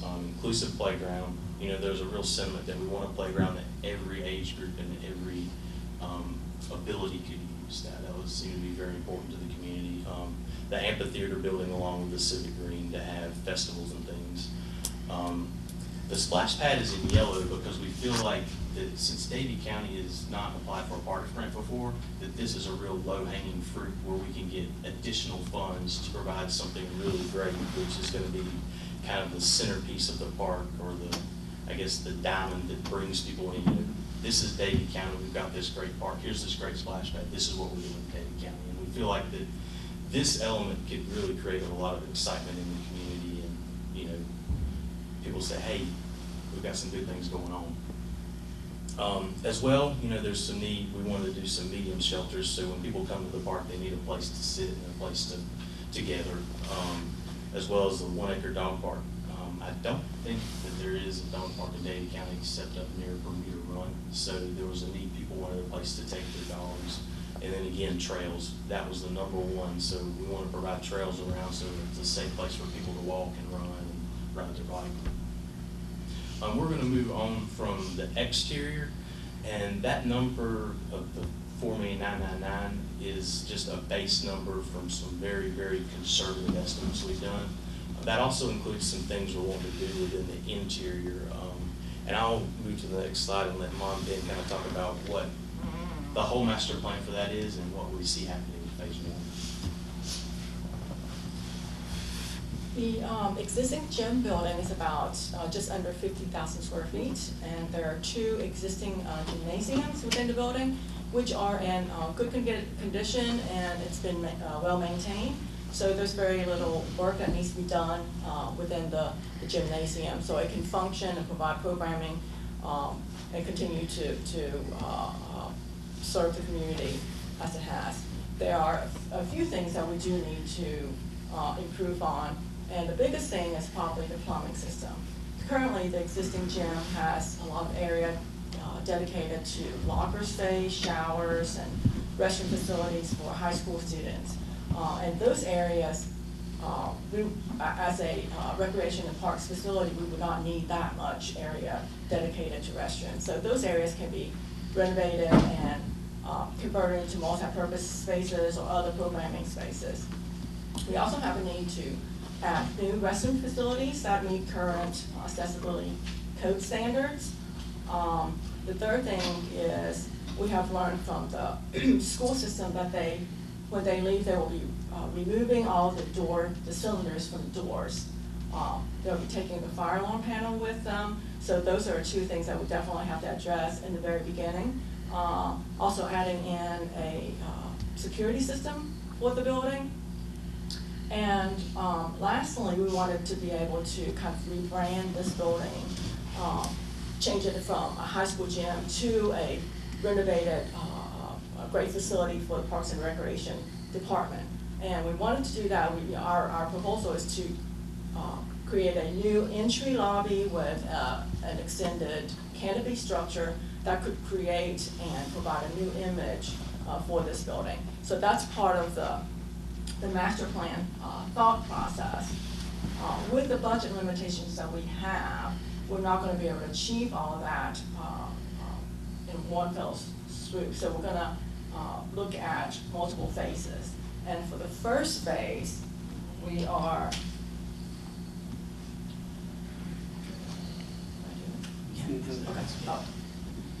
So for the first phase, and I also forgot to mention, part of the work that needs to be done is replacing some of the existing roofing system that's leaking and really has at the end of its useful life. So for phase one, we're going to address kind of the immediate needs, which is to provide new restrooms that can serve the building as well as activities outside the building. Again, replacing the roof system that's around part of the building, and also creating, instead of adding an addition, we don't have the budget for that, but we can improve the existing lobby entry space and a canopy and create new signage system for the building. And again, also in phase one would be to address the security system and fire alarm system and kind of securing the building and creating some of the programming spaces that we're showing in orange, the dark orange color. So those are some of the new programming spaces that we'll have.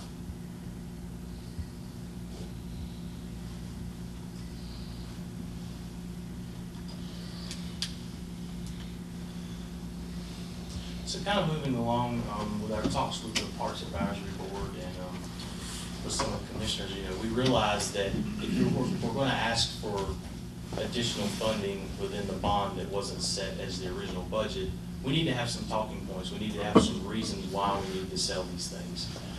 One of the main reasons is if we do the a la carte in the phase one that we're suggesting, we're getting 6 of the top 10 program elements that we've laid out with the Parks Advisory Board and collected from the citizen survey. So that's a big impact in a phase one to say, hey, we're being good stewards of your money and we're really providing you with something that you asked for.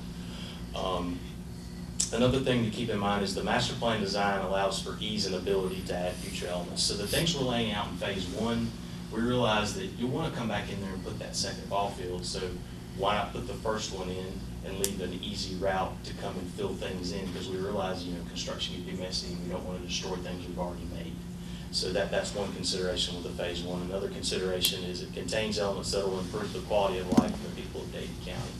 In the end, that's what Parks and Rec's all about. We want to improve people's quality of life. We want to get them out and commune with each other. We want to get them out and have activity. It helps with their health as well.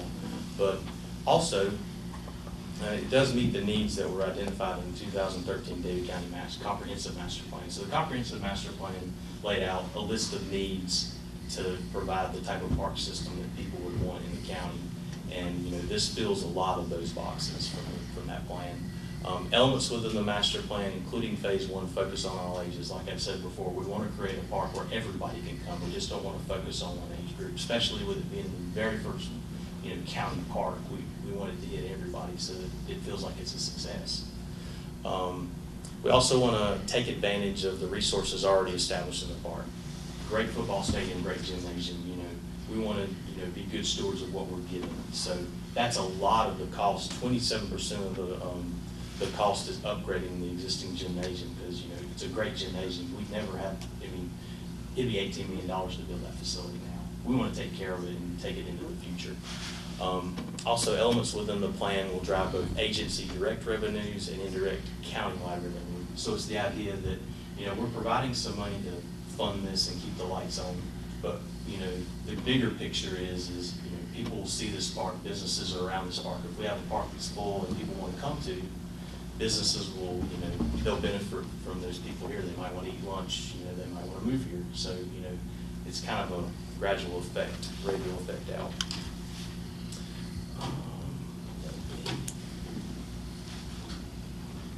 Out of this, we have a video that kind of shows, this is a conceptual video of, you know, what some of these elements might look like. What would it like to walk through this park? Some things in that before I bring up the video. All the buildings are the ones we're keeping. They're in kind of a white. They may not be the exact architecture, but they're the placeholder in height to kind of show the relationship between the indoor and outdoor.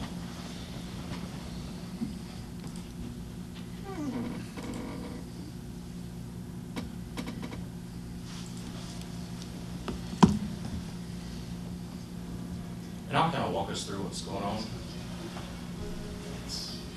That's as up as it goes. So this is kind of an aerial view, a whole site view. You can see the existing parking lot and kind of how we're making connections across the site. This is looking east. So you can see the library building is going to stay, the gymnasium is going to stay, and then in the distance you can kind of see some of the ball fields. One other element that we kept on the site that we thought was a kind of a historical thing was the old bowl room. As you walk through, as we go through the walkthrough, that large stack really becomes like a placeholder for the park and a place of reference. So it's kind of a really neat architectural element. Now we're flying over the 210 football field, inclusive playgrounds to the right. This is just a depiction of the existing football field and kind of how that plaza could work with pickleball courts, horseshoe pits, and bocce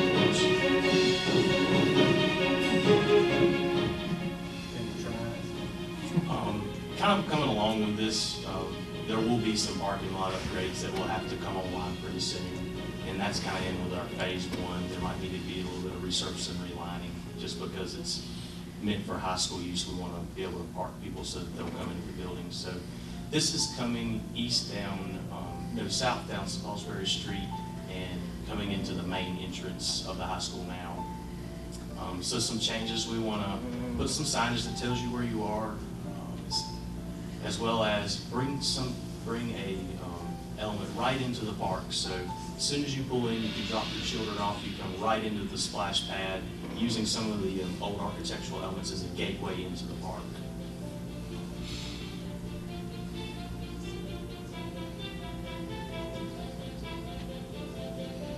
So moving through, this is what a potential splash pad with an arbor could look like. It's kind of that wow at the beginning. This is the introduction to what's to come in the park. Kind of on that center axis coming off of the splash pad, you can see down that line into the open green amphitheater area. Then adjacent to the gym, if you see to the right, that's where we want to have the restrooms that would service the playground as well as the indoor facility. This is kind of what some of the modern playgrounds could look like, and we've kept the budget to, we want to make it nice. We want to make this a place people want to come play and hang out. Kind of moving through, it's adjacent to the ball fields, it's adjacent to that type of activity, so the whole family can come watch people play, hang out. Also a larger shelter next to this area. We realize what's happening with some of these activities. People want to come and gather, have a little trophy ceremony after your league's ended, something like that. You also look to the right, it's a outdoor exercise facility, so a place where families can come exercise together. And coming along, there's a central axis that goes through both ball fields that connects to a trail system on kind of the more wooded and natural part of the site, so people could come and run and walk the trails.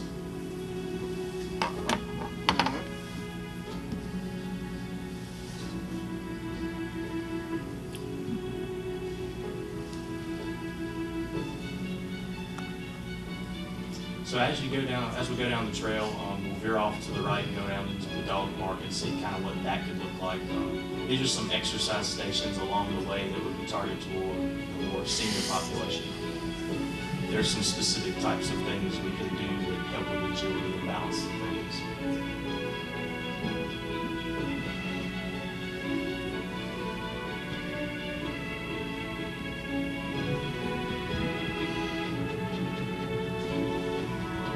So moving into the dog park, you'll see kind of how that would lay out. It's laid out for a small dog park area and a large dog park, keeping dogs separate. It's a safer design. Also, kind of down in that topography, you can see the old boiler room with that really nice architecture with the smokestack. And as you see, when we pan up back up to the amphitheater, it really becomes a very defining element for the park. Kind of set behind the amphitheater area.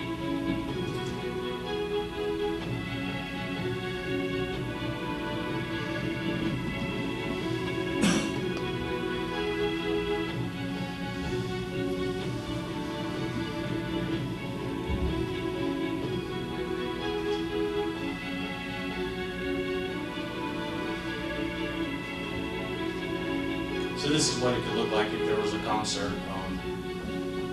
You know, there's space to have 1,500 people out here, so you could easily have a full town.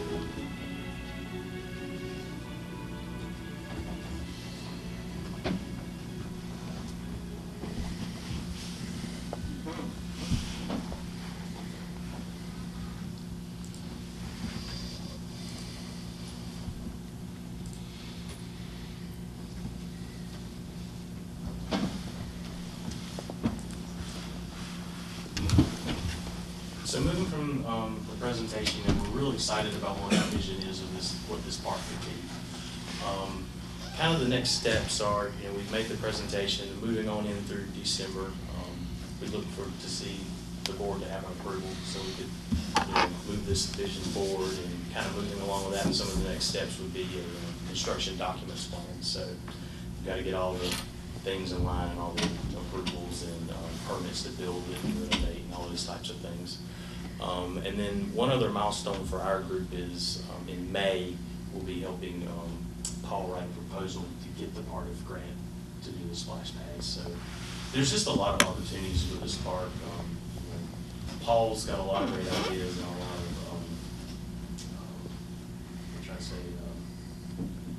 he's very excited and he has a lot of great ideas for this Parks and Rec department, as well as there's some great ideas and some opportunities out there to get more money to build this whole park. So we really see that this could be a positive vision, and you know, it could become a reality in the future for the pool.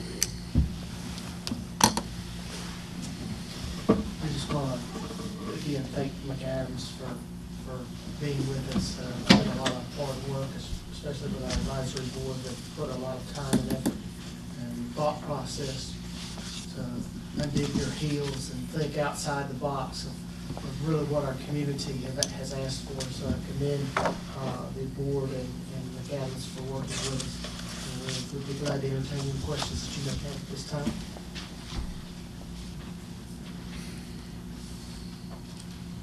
Anybody have any questions for the group?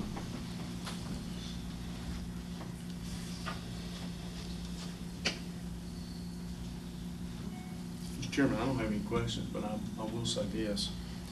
I thank you for being a part of that committee. I thank this group of citizens that's out here. I'll just say this. My level of confidence in this this product that you presented tonight is in the committee that presented it. I'll use a recreation term. It's an all-star group of people. They represent all levels of the county, all areas of the county, different ideas and thoughts. The meetings we probably went a little longer than we thought we were going to, because there were so many great ideas and so many things that had to be kind of refined by fire a little bit. But wow, I mean, this is tremendous, and I just want to thank this group of people. It's a little bit different than what we presented in the bond, several years ago, but it's a result of this committee and the community's input as to what they wanted. And so thank you guys. I really appreciate all of you guys, your hard work. But that's just my comment. The other guys may have something. Well, the comments about the work of the board, or the advisory board, that's truer words have never been spoken, so I certainly echo that and thank you again. So, but as far as any questions I see none. I'm not trying to rush the process, but appreciate the work and look forward to taking this up next month. Mr. Chairman, one last thing. I do want to thank the schools for their partnership, and Dr. Hartness and the Board of Education in this transition. I mean, from vacating the property through the demolition that they're doing, that we'll be doing in partnership with this advisory committee. There's been so much that has gone into this, and normally we wouldn't throw 3 long presentations at you in one night. We were going to hear this last month, but we felt like we needed to do some more work, and so we've done that. So I agree with Commissioner Jones and you. We've come a long way, and we thank everybody for this product. Thank you. Very much. All right, certainly recognize the hour is getting late, but we appreciate everyone hanging in there with us. But we do, the next item on the agenda is a public hearing, and I will turn that over to Johnny, Mr. Lambert, I think. Yes.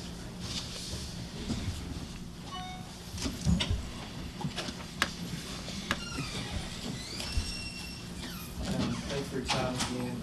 Before you tonight is an updated Davie County Sewer Use Ordinance of the chapters 53.001 through 53.117.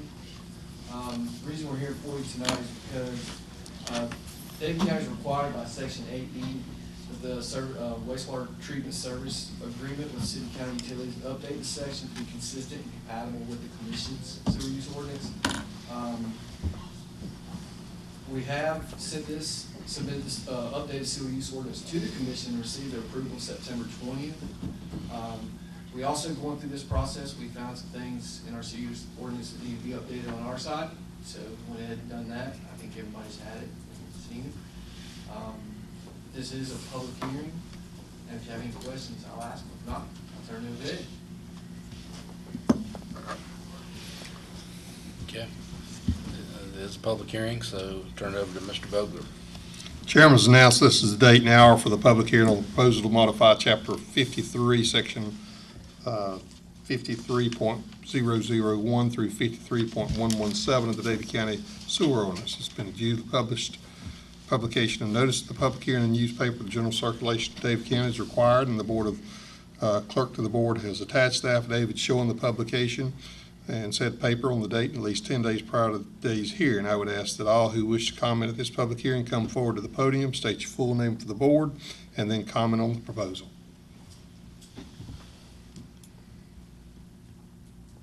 Mr. Chairman, seeing none, come forward. I would turn the public hearing back over to you as board chair, close the public comment section of this public hearing, providing the board the opportunity to discuss among yourselves what, if any, action you wish to take with regards to this matter.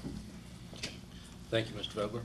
At this time, we will declare the public hearing closed. Does anyone have any questions for Mr. Lambert or Mr. Eller? Seeing none, I will entertain a motion. Motion to approve, Chairman. Second. Motion and a second. Any further discussion? Seeing none, all in favor of the motion, raise your hand. That does pass 5-0. Okay, thank you. All right, next we move to the consent agenda. Does anyone have any questions or issues about that? I would just make a statement. I much like the advisory committee of the Recreation Board. This land use planning appointments, I appreciate everyone willing to serve on that. One of the challenges this county is going to continue to have is rural meeting pseudo-urban. So looking forward to the work this committee will do and will carry us into the future. So appreciate everyone on that list willingness to serve. All right. Any other comments, questions, issues about the consent agenda? I move approval, consent agenda. Second. Motion and a second. And any other issues or discussion? Seeing none, all in favor, raise your hand. That consent agenda passes 5-0. Next, we move to the county manager's report. We've kept you long enough tonight, Commissioners.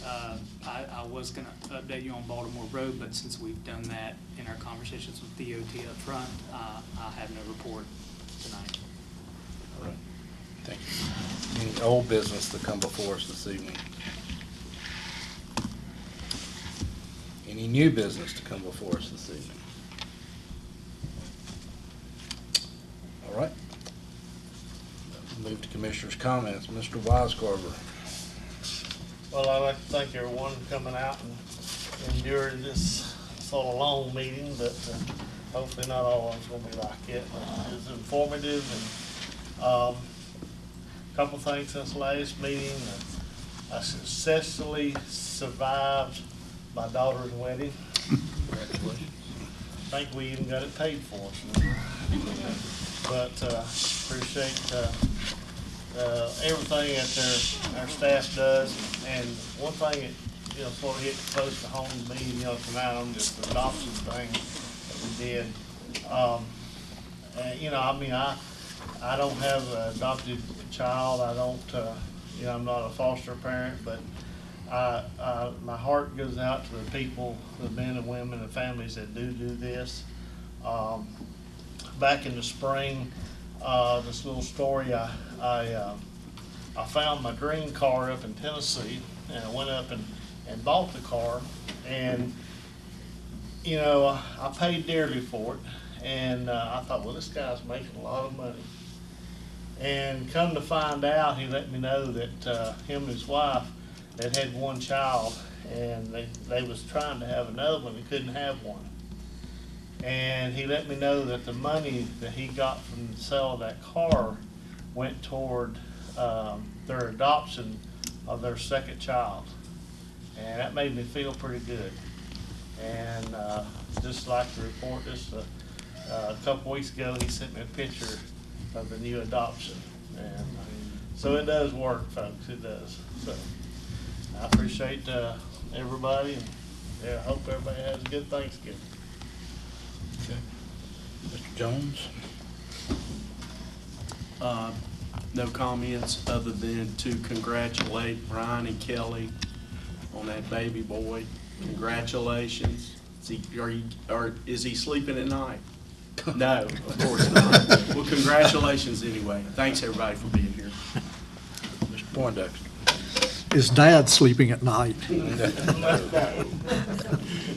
Congratulations. And I'd like to say thank you for all of you for coming out tonight, and thank you for staff for the tremendous job they do, always. John? Well, I would also like to thank everyone for coming out tonight, and I would also like to thank the people who put together these presentations. They were all three very professional, I think, and that's the kind of information we need to make decisions on, and I certainly do appreciate it. There will be, I'm sure, some more information, and we'll have some more questions as we go along. But this is what it's all about, is getting this kind of information that helps us to make the decisions. I want to thank all of our employees and for everything they do, and we got a tour of the detention center this afternoon, and you get a pretty good idea of what goes on in this county when you see things like this. And there is an awful lot of work that goes on every day, and we don't know enough about it, in all honesty, I think, as commissioners, but it's good to see what's happening out there, and I appreciate every one of you. Appreciate everyone coming out and staying with us. Like I say, it's been a long meeting. Veterans Day is coming up this Saturday, I guess, the 11th. And So a lot of activities around Veterans Day, and we can never thank the veterans enough. And hope everyone has a great Thanksgiving, and enjoy it with your family, and eat plenty. So with that, entertain a motion to adjourn. So moved. Second. Second. All in favor? Aye. We are adjourned. Thank you for coming out.